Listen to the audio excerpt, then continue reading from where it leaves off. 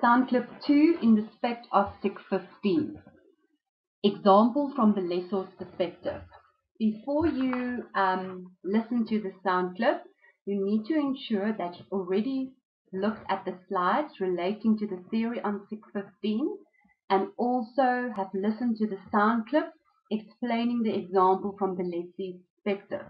Because many of the principles that I'm going to refer to in the explanation of the example from the lessor's perspective have already been covered in detail in the explanation relating to the example from the lessee's perspective.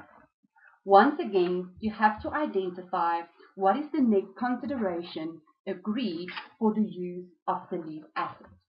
And remember that the incentive that the lessor gives to the lessee must be recognized as an integral part of the net consideration agreed for the use of the asset.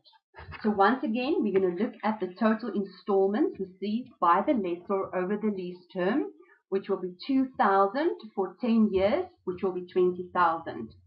Then we will look at the incentive given by the lessor to the lessee, and this must be recognized as a reduction of the rental income over the lease term.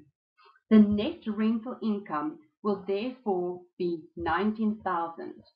That was also the net rental expense when we were looking at the lessee example. The rental income, therefore, that will be recognized in profit or loss each year by the lessor will be 1,900 rand.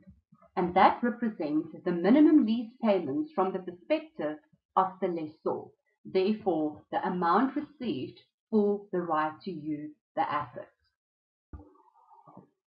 Let's look at the journal entries that the lessor will process year 1. The first journal entry that the lessor will process day 1 will be to credit bank and to debit the receivable.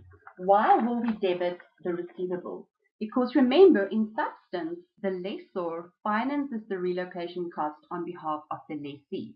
So in principle, day 1, the lessor gives a loan to the lessee that the lessee then has to repay over the lease term.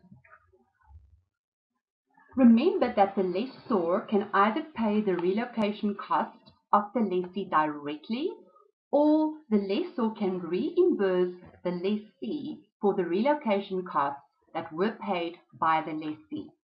Regardless of the situation, this journal entry day 1 will be the same. Which journal entry will be processed each year? The lessor will receive cash of 2,000 rand. What will be credited? Remember, as we've identified on the previous slide, the minimum lease payment from the perspective of the lessor is 1,900 rand, and that will represent the amount that can be recognized in profit or loss. What will be the other components of the journal entry? We will credit receivable with 100 rand. Why is that? Because remember, in substance, the lessor finances the relocation costs on behalf of the lessee. And the effect of this is that the lease payments are inflated to compensate the lessor for this. A component of the lease installment received will therefore relate to the repayment of this receivable, which is the 100 rand.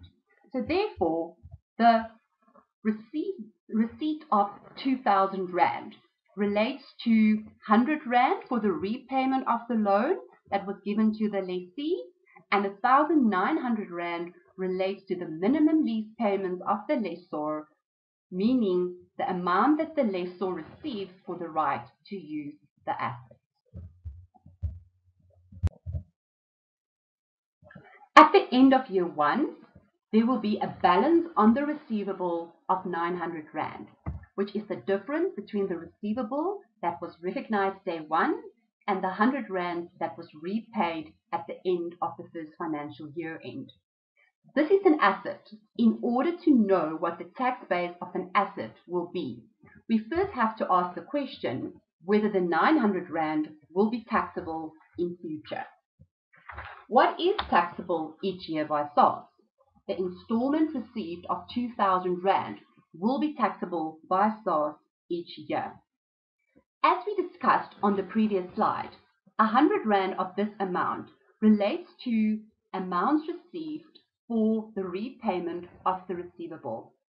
Every year for the next 9 years, 100 Rand will therefore be taxable as part of the lease installment received from the lessee. So, if the asset represents taxable future economic benefits, what will the tax base be then in terms of IAS 12?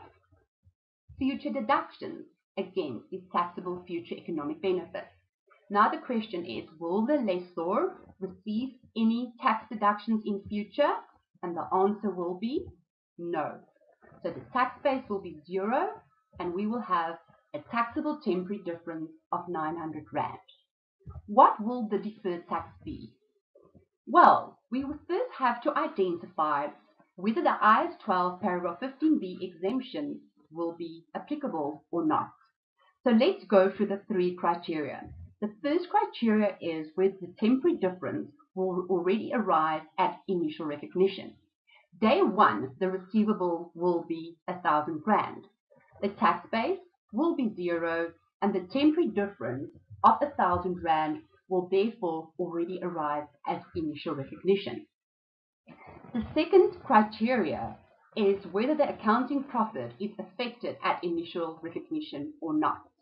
So, if the accounting profit is not affected, then we will meet the criteria. Day 1, the journal entry will be debit receivable 1,000, credit back. Therefore, profit or loss is not affected in the journal entry, and therefore, accounting profit not affected. And therefore, we meet the second criteria.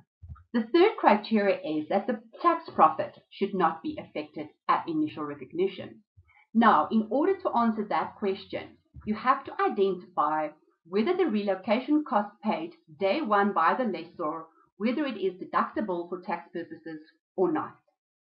If it is deductible for tax purposes day 1, the tax profit will be affected at initial recognition, and therefore we will not be able to apply the IAS 12 paragraph 15b exemption, and we will have to recognize deferred tax on the 900 Rand taxable temporary difference. If the relocation cost paid day 1, however, was not deductible for tax, then the tax profit will not be affected at initial recognition, and we will therefore meet all 3 criteria to apply the exemption in IAS 12 paragraph 15b, and no deferred tax will then be recognized on the 900 taxable temporary difference.